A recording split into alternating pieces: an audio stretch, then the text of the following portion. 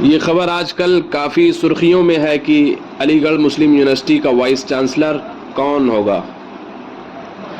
आइए हम आपको वो जगह दिखाते हैं, NRSC क्लब, जहां MU कोर्ट की स्पेशल मीटिंग होगी। ये मीटिंग 6 तारीख को 11 बजे होगी।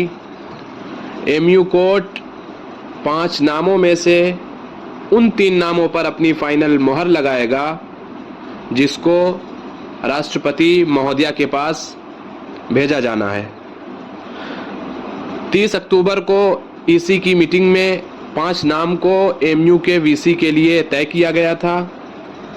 MU कोर्ट 5 नामों में से उन 3 नामों पर अपनी मोहर लगाएगा, फिर उसे राष्ट्रपति महोदया के पास भेजा जाएगा और फिर फाइनली MU का VC वही बनेगा जिसको राष्ट्रपति महोदया चुनेंगी।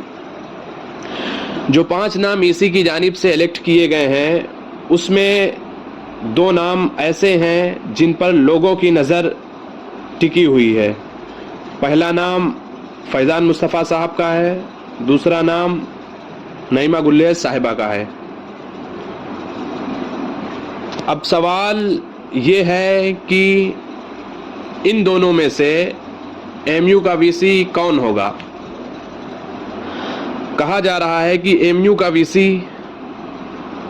हो सकता है कि फैज़ान मुस्तफ़ा साहब बन जाएं, क्योंकि उनके ताल्लुकात संघ परिवार और मोदी हुकूमत से काफ़ी अच्छे हैं। तो ज़रूर हो सकता है कि फैज़ान मुस्तफ़ा साहब इसका फ़ायदा ले सकें और MU का VC इनको बना दिया जाए। जबकि दूसरी तरफ ये भी बात कही जा रही है कि नईमा गुल्लेज़ महिला कार्ड खेल सकती हैं और इनको इसका फ़ायदा मिल जाए। जिस तरह से जामिया मिल्लिया इस्लामिया और इलाहाबाद यूनिवर्सिटी को महिला के तौर पे VC दिया गया है। MU के इतिहास में ऐसा पहली बार हुआ है कि उन 5 नामों में से महिला का नाम है जिनको EC ने मुंतखब किया है। तो हो सकता है कि नईमा गुल्लेज़ साहिबा अलीगढ़ मुस्लिम यूनिवर्सिटी की वाइस चांसलर बन जाएं।